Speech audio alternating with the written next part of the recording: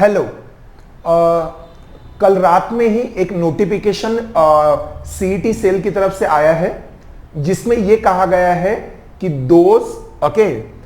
MBA CET जो है वो फिर से होगी। Okay, and most of the लोग, आप में से मोस्ट ऑफ द लोगों ने वो न्यूज पढ़ा होगा। उसमें अगर कुछ आपको डाउट्स हैं तो उनको मैं एड्रेस कर रहा हूं यहां पे, और मैं लास्ट में ये भी बता के चलूंगा कि who should appear for the exam, okay, and who should not. Okay, बहुत लोगों को ये सवाल होगा कि हमने जो पहला पेपर दिया है वो थोड़ा इजी लगा कंपेयर टू जो मॉक हम दे रहे थे, तो जो स्कोर आया है उससे हम सेटिस्फाइड है, बट क्या और एक चांस लेना चाहिए, और अगर हम लेते हैं तो दोनों में से स्कोर कौन सा काउंट होगा, ये दो सवाल हैं। ओके, और उसके अलावा बाकी चीजें भी। तो जो एमबीए सीईटी 2023 जो है वो जिनको 180 मिनट मिले हैं ड्यूरिंग द एग्जाम टाइम, देखो क्या है, पीडब्ल्यूडी के लिए 180 मिनट अलॉट हुए थे, तो कुछ लोगों को गलती से 150 मिनट के जगह 180 मिनट मिले थे, और ये बहुत लोगों ने कहा था। ओके, हमारे खुद के क्लासेस में कुछ लोग थे जिन्होंने कहा था कि हमें 180 मिनट मिले हैं करके। ओके, तो टेक्निकली देखा जाए तो जिनको 180 मिनट अलॉट हुए उनको पेपर देना कंपलसरी होगा। ओके, तो जो वेबसाइट पे लिंक दी हुई है उनके पोर्टल पे, वहां पे जाके आपको रीअप्लाई करना पड़ेगा। एंड कंसीडरिंग कि आई थिंक अगर गलती उनके साइड में है तो कोई एक्स्ट्रा चार्जेस नहीं होंगे, ये हम अज्यूम करके चल रहे हैं। जब तक उस पर और क्लैरिटी नहीं आती तब तक फीस के बारे में कुछ पता नहीं, बट चांसेस है कि कोई और फीस चार्ज नहीं होगी। ओके, तो जिनको 180 मिनट गलती से मिला है उनको देना है। इसके अलावा जिनको भी टेक्निकल इशू फेस करना पड़ा, ओके, वो भी फिर से एग्जाम दे सकते हैं, बराबर है। ऑब्वियस, अगर उनको कोई प्रॉब्लम गया है तो वो लोग दे सकते हैं। उसके अलावा उन्होंने बोला those who wish to reappear can reappear.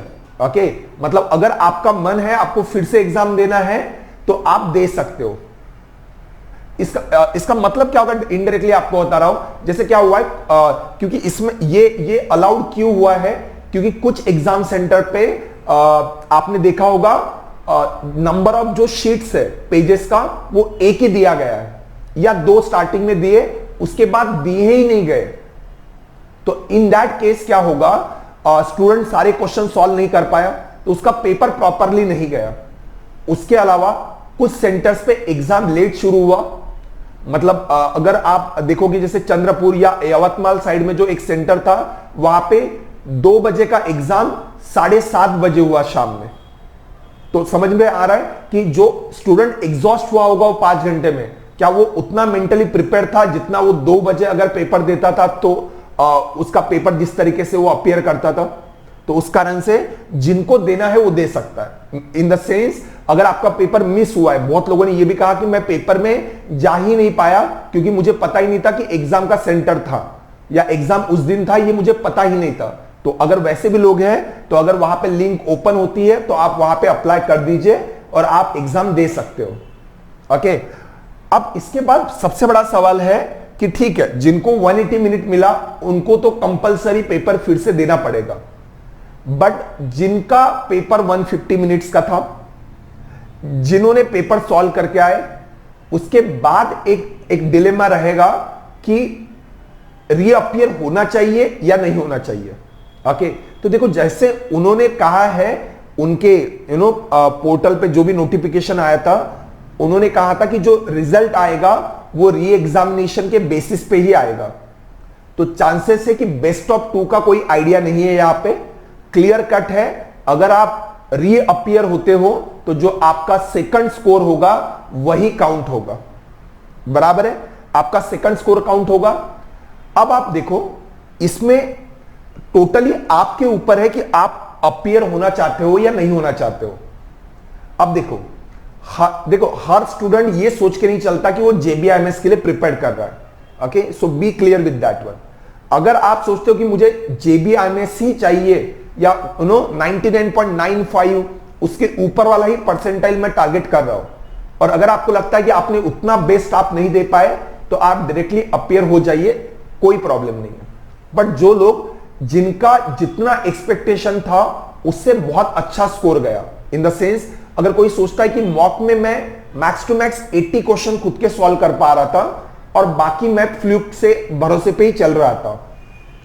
अब क्या है ना, एग्जाम में खुद से, क्योंकि क्या हुआ है, जैसे फर्स्ट स्लॉट है, सेकंड स्लॉट है, ये कंपैरेटिवली फाइनल स्लॉट जो लास्ट स्लॉट था उससे बहुत इजी था।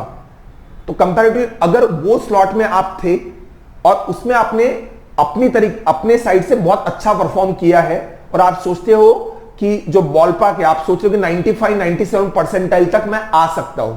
इन द सेंस, मैंने खुद के 120 तक क्वेश्चन अच्छे से अटेम्प्ट किए हैं और मैं श्योर हूं, और बाकी जो आपका फ्लूक रहेगा वो भी मैंने टिक किए थे। तो इन दैट केस मैं ये कहूंगा करके, अगर आप श्योर हो कि आप जितना एक्सपेक्ट कर सकते थे, स्कोर एक्सपेक्ट कर रहे थे, उससे बहुत अच्छा परफॉर्म किया है, डोंट रीअपियर। सिंपल फंडा है। ओके, अच्छा स्कोर हुआ है क्योंकि सीईटी लक बेसिस पे भी बहुत ज्यादा चलता है, क्योंकि आप किस स्लॉट में आते हो ये भी एक तरीके से होता है कि ये भी आपका लक है कि जो फर्स्ट या सेकंड स्लॉट में आए उन्होंने कहा कि सेट बहुत इजी थे, questions were easy. Okay, those who were there in final slot, उन्होंने कहा कि पेपर थोड़ा टफ था कंपेयर टू जितना हम लोगों से सुनते आ रहे हैं फर्स्ट और सेकंड स्लॉट के बारे में। तो इन दैट केस अगर आपको लगता है कि आप अपना बेस्ट नहीं दे पाए, इन दैट केस आप रीअपियर होने में आपका कोई लॉस नहीं है।